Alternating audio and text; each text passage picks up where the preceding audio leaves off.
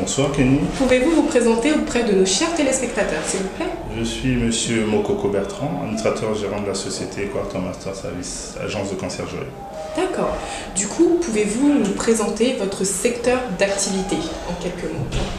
La conciergerie est un service qui s'offre à tout type de personnes qui ont des besoins particuliers à couvrir. Ça peut partir de l'achat d'un billet d'avion, ça peut partir d'une réservation d'hôtel, ça peut partir d'un service d'accueil à l'aéroport jusqu'à son domicile, ça peut partir du pressing, l'entretien des résidences et des parties communes. C'est toutes sortes de services à la personne, selon le besoin de la personne. Très bien. Du coup, si demain j'ai envie d'organiser un événement ou autre, je peux faire appel à votre société? Vous pouvez faire appel à Quarter Master Service qui répondra à vos demandes selon vos exigences. D'accord, très bien.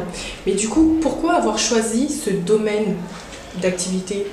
Comment avez-vous eu l'idée de cette création d'entreprise?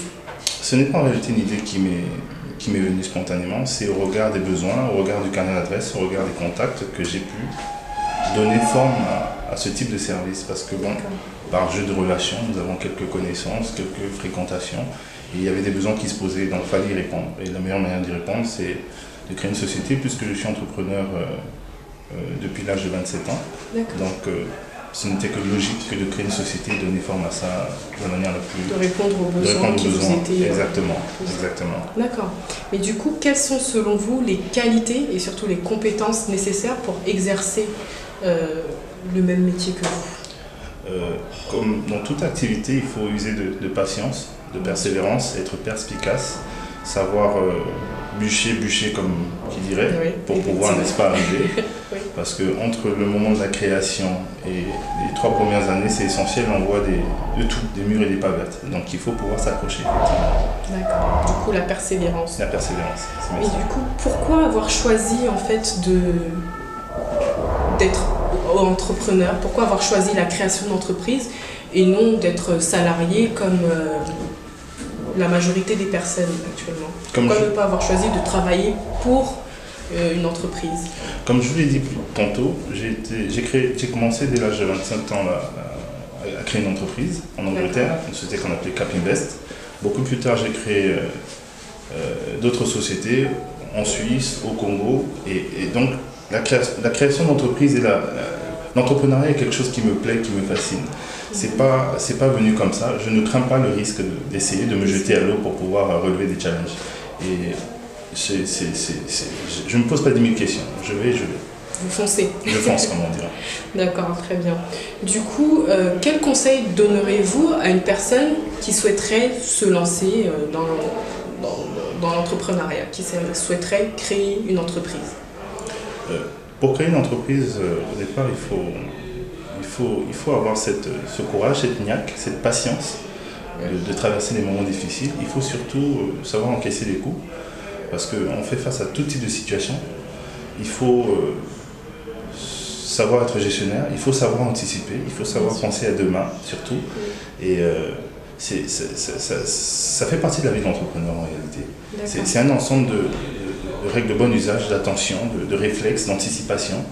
C'est certes angoissant quelquefois, mais parce qu'il y a des hauts, il y a des bas, il y a des crises, il y a des conjonctures pas faciles. Donc il faut pouvoir s'accrocher. Et c'est d'abord ça.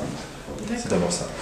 Du coup, se lancer, c'est bien, mais je suppose que vous aviez dû faire pas mal de sacrifices. Lesquels? Et en faites-vous encore à l'heure d'aujourd'hui? La société Quarter Master Service a été créée il y a de cela 2 ans. La première année, je ne vous le cache pas, était très difficile. La deuxième année est celle de la révélation. Elle commence à s'accomplir, s'affirmer. Et on espère évoluer dans ce sens. Bien sûr. Parce que généralement, on dit qu'il faut 3 années pour voir la solidité d'une entreprise. Donc, on garde encore bon espoir. D'accord. Et du coup, vous faites encore des sacrifices actuellement? Oui, en termes de temps, pour, entre la vie professionnelle et la vie privée, plus de temps au travail. Pour vous dire, je bosse le dimanche par exemple, je bosse le samedi. Dès qu'il y a un appel, une surcharge de commandes, il faut pouvoir mettre la main à la pâte pour pouvoir y répondre, pour pouvoir contrôler effectivement, parce qu'on est sûr que par soi-même, même s'il faut décentraliser, même s'il faut responsabiliser. Du coup, sur le point de vue personnel, que vous a apporté en fait votre entreprise? Ça a changé quelque chose dans votre vie personnelle, dans votre vie privée ou pas forcément?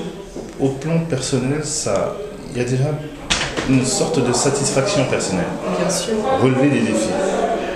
Vous savez, lorsque vous avez par exemple un client, puis 2, puis 3, puis 4, puis 5, puis 6, et quand vous atteignez 15, vous regardez le départ différemment, avec une espèce d'autosatisfaction. Mais ça ne s'arrête pas là. Une satisfaction aussi matérielle, parce que bon, on a conçu quelque chose qui tient, qui prend forme, on participe à la vie active, on participe au tissu économique. Donc c'est un ensemble de satisfactions. Il y en a bien d'autres, bien entendu, mais c'est déjà ça. Mais je voudrais surtout dire que pour ma part, je ramène ça encore au titre de challenge. C'est quelque chose de fort. Partir de rien, faire quelque chose, gagner des clients, s'affirmer. C'est pas forcément esthétique, c'est beaucoup plus cette espèce de talent et de fierté personnelle. Je dirais ça plutôt comme ça. C'est plutôt ça. D'accord, très bien. Mais en tout cas, merci beaucoup. Merci à vous.